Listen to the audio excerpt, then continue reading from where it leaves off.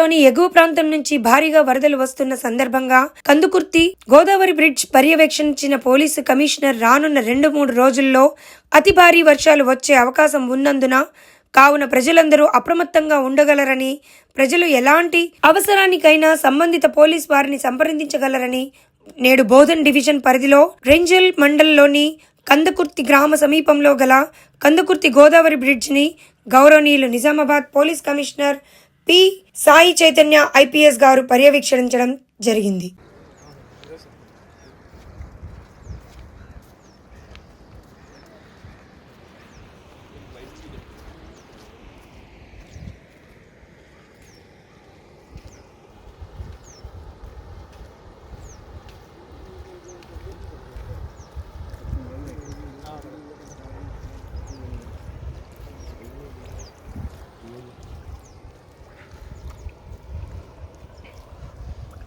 మూడు తీసుకుంటే